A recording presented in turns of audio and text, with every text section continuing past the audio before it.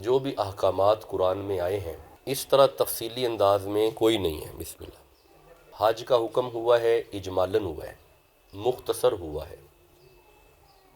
وَلِلَّهِ عَلَى النَّاسِ حِجُّ الْبَيْتِ مَنِ اسْتَطَاعَ إِلَيْهِ سَبِيلًا۔ نماز کا حکم ہے، اجمالاً ہے، مختصر ہے، اقیم الصلاۃ۔ زکوٰۃ کا حکم ہے، اجمالاً ہے، آت الزکاۃ۔ لیکن واحد عبادت روزہ ہے جسے قرآن میں اجمالاً نہیں تفصیلاً بیان کیا ہے، اس لیے کہ جتنی عبادات ہیں ان کا اجر ہے جنت۔ نماز پڑھیں گے جنت، حج کریں گے جنت، زکوٰۃ دیں گے جنت، صدقہ دیں گے جنت۔ واحد عبادت ہے روزہ، رکھو گے مالی کے جنت مل جائے گا۔ تو یہ بڑی پیاری عبادت ہے، اور اس عبادت میں بھید ہے، راز ہے۔ آپ نماز پڑھیں گے سب کو نظر آئے گا نماز پڑھ رہے ہیں، آپ حج کرو گے سب کو نظر آئے گا حاجی صاحب ہیں، حج کر رہے ہیں۔ آپ زکوٰۃ دو گے، جب آپ ادا کرو گے سب کو نظر آئے گا یہ زکوٰۃ دے رہا ہے۔ واحد عبادت روزہ ہے، یا رکھنے والے کو پتہ ہے یا اسے پتہ ہے جس کی محبت میں رکھا ہے۔ واحد عبادت روزہ ہے، یہ وہ کیفیت دیتا ہے جو کیفیت آپ پہ سارا سال نہیں رہتی۔ ایک تفصیل ہے کیفیات کی، پوری روحانی عبادت ہے یہ، لیکن میں ایک کیفیت عرض کرتا ہوں۔ آپ نے روزہ رکھا ہوا ہے، 10 بجے کا ٹائم ہوا، گرمی کا روزہ ہے، شدت گرمی ہے، آپ سحری کر کے آرام کر کے 9-10 بجے اٹھے، تو جب آپ اٹھے آپ کا حلق خشک ہے، اب آپ کو پانی کی طلب ہے۔ اب سارے گھر کے افراد سوئے ہوئے ہیں، گھر والے تو نہیں دیکھ رہے، نہ بیٹا دیکھ رہا ہے، نہ بیوی دیکھ رہی ہے، نہ ماں دیکھ رہی ہے، نہ کوئی بھائی دیکھ رہا ہے، بسم اللہ۔ آپ پی نہیں رہے، کیوں؟ کیونکہ اللہ، یہ جو کیفیت آپ میں پیدا ہوئی نا کہ اللہ دیکھ رہا ہے، یہ کیفیت روزہ ہی پیدا کرتا ہے۔ اب آپ پانی نہیں پی رہے، فریزر کے پاس بھی گئے ہیں، اختیار بھی ہے، سارے سوئے ہوئے ہیں، کوئی آپ کو دیکھ بھی نہیں رہا، یہ جو کیفیت پیدا ہوئی ہے نا کہ اللہ دیکھ رہا ہے، رب چاہتا ہے ایک کیفیت پیدا ہو جائے۔ روزے کا سب سے بڑا مقصد ہی یہ ہے کہ تیرے اندر کیفیت پیدا ہو جائے کہ تمہیں اللہ دیکھ رہا ہے۔ اور میں ایک عرض کروں، یہ کیفیت سارا مہینہ رہے گی، یہ آپ کی پریکٹس کا مہینہ ہے، تاکہ پورا مہینہ یہ کیفیت رہے کہ اللہ دیکھ رہا ہے، سارا سال کیفیت رہے اللہ دیکھ رہا ہے۔ اب ذرا ایک بات کا جواب دیجئے گا، جب یہ کیفیت پیدا ہو جائے کہ اللہ دیکھ رہا ہے، کیا جھوٹ بولیں گے؟ جب یہ کیفیت پیدا ہو جائے اللہ دیکھ رہا ہے، کیا حسد کریں گے؟ کسی کا حق کھائیں گے؟ چوری کریں گے؟ ڈاکہ ڈالیں گے؟ شراب پیئیں گے؟ زنا کریں گے؟ کیوں؟ یہ پریکٹس ہے روزے کی۔ اللہ ہر حلال چیز سے پورے ماہ میں تمہیں دور رکھتا ہے تاکہ اس ماہ کے گزرنے کے بعد حرام سے دور رہے۔ بھائی غور کیا آپ نے؟ تو یہ دس از دا بیسک پرپز آف روزہ، یہ ہے اصل پرپز روزہ کا۔ رمضان کی فضیلت صرف رمضان میں روزے کی وجہ سے نہیں ہے، میں ذرا پورے مہینے کا جائزہ لیتا ہوں۔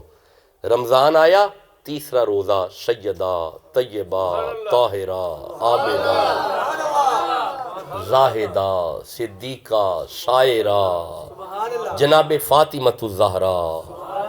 غور کیا آپ نے؟ تیسرا روزہ سیدہ فاطمہ۔ اچھا تھوڑا آگے چلو، 10واں روزہ فتح مکہ، شہادت سیدہ خدیجہ، شہادت سیدہ عائشہ۔ 15واں روزہ ولادت امام حسن۔ مولا علی اور سیدہ زہرا کی سب سے پہلی خوشی کو حسن کہتے ہیں۔ مولا علی شیر خدا کے جانشین کو حسن کہتے ہیں، مولا علی کے گدی نشین کو حسن کہتے ہیں۔ ایک دن امام حسین سے کسی نے کہا تھا کہ آپ کی بڑی شان ہے، آپ کے بڑے بھائی حسن کے حصے میں کوئی فضیلت نہیں۔ ساری فضیلتیں آپ کے لیے ہیں، اور فرمایا چپ کر، شرم کر، اگر حسین کائنات کا امام ہے، حسن حسین کا امام ہے۔ تو یہ غور کریں، اگر 15واں روزہ ولادت، 30واں روزہ سیدہ، 10واں روزہ فتح مکہ، 15واں روزہ امام حسن، 17واں روزہ جنگ بدر، 19واں روزہ مولا علی کو زخم آیا، 20واں روزہ تڑپتے گزر گیا، 21واں روزہ مولا علی کی شہادت، 23، 24، 25واں روزہ تورات، زبور، انجیل آئی، 26واں روزہ قرآن آیا۔ بڑی فضیلت ہے رمضان کی۔ رمضان اپنے وجود میں ایک پوری فضیلت کا حامل ہے، پورا مہینہ ہی۔ سلمان فارسی فرماتے ہیں کہ 29واں شعبان تھا تو نبی رحمت جلوہ افروز ہوئے، آپ نے سارے صحابہ کو بلا کے کہا ادھر آؤ، جی یا رسول اللہ، قد اذلکم شہر عظیم، صحابہ ابھی جو چاند آنے والا ہے یہ عظیم ہے۔ عظیم نبی کہہ رہا ہے رمضان عظیم ہے، عظمتوں والا نبی کہہ رہا ہے رمضان۔ اچھا، محدثین نے اس لفظ عظیم کی توضیح کی ہے۔ محدثین فرماتے ہیں کہ جس طرح حضرت یعقوب علیہ السلام کے 12 بیٹے تھے، ان 12 بیٹوں میں سے یعقوب کو یوسف بڑا ہی پیارا تھا، اسی طرح اللہ کے بھی 12 مہینے ہیں، ان 12 مہینوں میں رمضان اللہ کو بڑا ہی پیارا ہے۔ یہ عظیم کی تفسیر محدثین کرتے ہیں۔ پھر نبی فرماتے ہیں شہر مبارکن، مبارکن، مبارکن، ادھروں چاند آیا ہے، بندے ایک دوجے نو کہی جا رہے ہیں رمضان مبارک۔ بھئی آوازاں آئیاں نے رمضان مبارک، فیس بک تے آئیاں نے آوازاں، واٹس ایپ تے آوازاں آئیاں نے رمضان مبارک، اے بندے ٹھیک کہیں دینے پہ۔ نبی فرماتے ہیں شہر مبارکن، امت تمہیں نبی فرما رہے ہیں رمضان آ گیا مبارک۔ غور کیا میرے دوستوں نے؟ اس امت کو رسول فرما رہے ہیں تمہیں مبارک۔ اچھا، مبارک میں سمجھاتا ہوں، ذرا رکیے گا، ایک آیت پڑھتے ہیں پھر مبارک سمجھ آئے گا۔ اللہ فرمائے بسم اللہ الرحمن الرحیم، انا اول بیت وضع للناس للذی ببکۃ مبارکن۔ اللہ فرماتا ہے مکے میں میرا گھر ہے اور وہ گھر مبارک ہے۔ اللہ فرما رہا ہے کعبہ مبارک، نبی فرما رہے ہیں رمضان مبارک۔ اب مبارک کا معنی ہوتا ہے برکت، وسعت، وسیع ہونا۔ اب وسعت کیسی ہے؟ کعبے چلے جاؤ، ایک فرض پڑھو، لاکھوں میں بدل جائیں گے۔ کیوں بلا؟ مبارک ہے نا۔ اب نبی فرماتے ہیں رمضان مبارک ہے، رمضان میں ایک نفل پڑھو، فرضوں میں بدل جائے گا۔ مبارک ہے نا بھائی، اسے مبارک کہتے ہیں۔ میں گزارش تو یہ کر رہا تھا کہ رمضان کی فضیلت صرف روزوں کی وجہ سے نہیں ہے۔ 30واں روزہ سیدۃ النساء کا دن ہے۔ اب آئیے میں سیدہ پاک پہ بات کرنے سے پہلے میں 3 جملے عرض کرتا ہوں، پھر قرآنی آیات پڑھتا ہوں۔ میرے دوستو کہتے ہیں، رسول اللہ سے سنا بھی ہے کہ الجنت تحت اقدام الامہاتکم، اولاد کی جنت ماؤں کے قدموں کے نیچے ہے۔ اب آپ تھوڑا جاگیے گا، ہر اولاد کی جنت اس کی ماں کے قدموں کے نیچے۔ نبی فرماتے ہیں الحسن والحسین سیدہ شباب اہل الجنہ، جنت کے سرداروں کی جنت جس کے قدموں میں ہو اسے فاطمہ کہتے ہیں، اسے سیدہ زہرا کہتے ہیں۔ آج کی گفتگو تھوڑی ادب سے سننے والی ہے، بات نبی کی بیٹی کے ہے، ذرا ادب سے سنیے گا۔ اچھا، یہ نکاح ہوتا ہے جو میاں بیوی کا، کہتے ہیں کہ بیوی محافظ ایمان ہوتی ہے۔ بھائی ٹھیک ہے نا، بیوی محافظ ایمان ہے تو بیوی ہے محافظ ایمان۔ کمال ہے یارا، کل ایمان کے لیے جو محافظ ایمان ہو اسے فاطمہ کہتے ہیں۔ اچھا، اس جملے کو یوں کریں، چلیں سب کو یہ سمجھ آ جائے گا، کیونکہ یہ کل ایمان والی بات ہر ایک کو ہضم بھی نہیں نہ ہوتی۔ میں اسے آسان کر دیتا ہوں، سراپا ایمان کے لیے جو سراپا ایمان کی محافظ ایمان ہو اسے سیدہ زہرا کہتے ہیں۔ اچھا، کہتے ہیں کہ الولد نعمت والبنت رحمت، ہر بیٹا اپنے باپ کے لیے نعمت ہے اور ہر بیٹی اپنے باپ کے لیے، ہر بیٹی اپنے باپ کے لیے رحمت ہے۔ وما ارسلناک الا رحمت للعالمین، رحمت للعالمین کے لیے جو رحمت ہو اسے زہرا کہتے ہیں۔ کائنات میں 2 عورتیں بطول ہوئی ہیں۔ First question is that what is definition of بطول؟ سب سے پہلا سوال تو یہ ہے وہ جو 2 عورتیں ہیں وہ بعد میں دیکھتے ہیں، بطول ہے کیا؟ لغت الحدیث کتاب کا نام ہے. اہل حدیث وہابیوں کا امام لکھتا ہے بطول اس مستور کو کہتے ہیں ساری زندگی پلیتی جس کے نزدیک بھی یہ ہے لغت میں. اب آؤ قرآن میں. اللہ فرماتا ہے انما یرید اللہ لیذھب عنکم الرجس اہل البیت ویطہرکم تطہیرا. یہ اکیلی بطول نہیں، اس کا سارا خاندان بطول ہے. اس کے گھر کا بچہ بچہ بطول ہے. یہاں پہ ہر بیٹی بطول ہے. یہاں پہ زینب بھی بطول ہے، سکینہ بھی بطول ہے.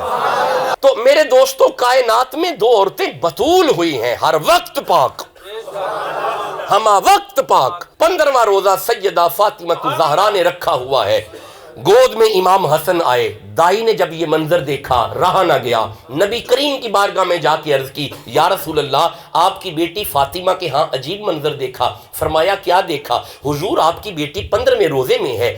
گود میں ظہر کے بعد حسن آ رہے ہیں، وہیں پہ بیٹھ کے سیدہ اثر پڑھ رہی ہیں. روزہ بھی نہیں جا رہا، وضو بھی نہیں جا رہا، نہ روزہ جا رہا ہے نہ وضو جا رہا ہے. نبی فرماتے ہیں خاموش ہو جاؤ، میری زہرا بطول ہے. میں گزارش تو یہ کر رہا ہوں کہ دو عورتیں ہوئی ہیں بطول، دو. اب وہ کون ہیں؟ آئیے اس طرف. سب سے پہلے حضرت عیسیٰ کی ماں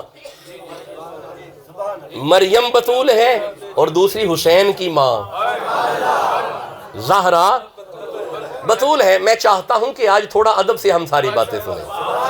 میں کچھ آیات پڑھتا ہوں پھر میں آگے چلتا ہوں. پہلے پڑھیے سورہ احزاب کی آیت، چونکہ میں پڑھ چکا ہوں اسی سے میں دوبارہ شروع کرتا ہوں بات کو. ارشاد ہے بسم اللہ الرحمن الرحیم یا نساء النبی لستن کاحد من النساء. اے نبی کی بیویوں، اللہ فرما رہا ہے اے زوجات رسول، اے ازواج رسول، دنیا میں کوئی عورت تم جیسی نہیں. میں دونوں ہاتھ جوڑ کے عرض کرتا ہوں پروردگار اس کی وجہ کیا ہے؟ اور فرمایا ویندہ نہیں حضور دے نکاح وچ آ گئی ہیں، دیکھتا نہیں نبی کے عقد میں آ گئی ہیں، نبی کے نکاح میں آ گئی ہیں. پلی کسی اور گھر میں، جوان کسی اور گھر میں ہوئیں، باپ کوئی اور ہے، نطفہ کسی اور کا ہے، کسی اور کے شکم میں پلتی رہی. صرف نبی کے نکاح میں آ جائے، اگر کائنات میں اس جیسا کوئی نہیں تو جو پلی ہی محمد کی گود میں ہو اور جسے پالا ختیجہ نے ہو. اب آپ نے غور کیا کہ نبی پاک کو اپنی ساری بیویوں میں سب سے پیاری ختیجہ کیوں تھی؟ سیدہ عائشہ عموماً عرض کیا کرتی تھی یا رسول اللہ کیا وجہ ہے آپ ہر وقت ختیجہ کو یاد کرتے ہیں، آپ ہر وقت ختیجہ کو یاد کرتے ہیں، میں سامنے بیٹھی ہوتی ہوں پھر بھی آپ ختیجہ کو یاد کرتے ہیں. آپ فرماتے ہیں عائشہ محمد کے دل میں ختیجہ کی محبت اللہ نے ڈالی ہے، میرے دل میں ختیجہ کا پیار اللہ نے ڈالا ہے. ایک نبی پاک نے یہ کہا، دوسرا آپ نے فرمایا عائشہ یہ تم جتنی میری بیویاں ہو نا، یہ تم اچھے وقت میں مجھے ملی ہو، برے وقت میں جس نے میرا ساتھ دیا ہے اسے ختیجہ کہتے ہیں. اوکھے حالات میں جو میرے کام آئی ہے اسے ختیجہ کہتے ہیں. اور سنو اگر میں دنیا سے چلا گیا میرا سارا مال تمہارا، اور جس کی زندگی میں سارا مال مجھے مل گیا اسے ختیجہ کہتے ہیں. چھوٹا رتبہ ہے سیدہ ختیجہ کا، اسی کی گود سے زہرا مل رہی ہیں. میں گزارش تو یہ کر رہا ہوں دو عورتیں بطول ہیں، ادھر مریم بطول ہے ادھر زہرا بطول ہے. سورہ مریم 19 نمبر سورہ ہے. مولا زہرا کیسی بطول، مریم کیسی بطول. ارشاد ہے بسم اللہ الرحمن الرحیم واذکر فی الکتاب مریم، ذکر کیجئے کتاب میں سے مریم کا. واذکر ذکر کریں، فی الکتابی کتاب میں سے، مریم کا. مریم تھی نبی کی ماں. اس کا مطلب ہے ویسے اللہ کی منشا ہے کہ بندے اکٹھے ہو کے نبی کی ماں کا ذکر کریں. اگر عیسیٰ کی ماں کا ذکر کرنا ہے تو کیا خیال ہے جو عیسیٰ کے مرشد مصطفیٰ کی ماں ہے تو پھر اللہ چاہتا ہے نبی کے والدین کا ذکر کیے. اب میں جملہ عرض کرنے لگا، تھوڑا جاگ کے بیٹھیے گا. یہ ہے مریم جس کا ذکر عبادت ہے، قرآن ہے، جب ذکر کرو گے تو عبادت ہوگا.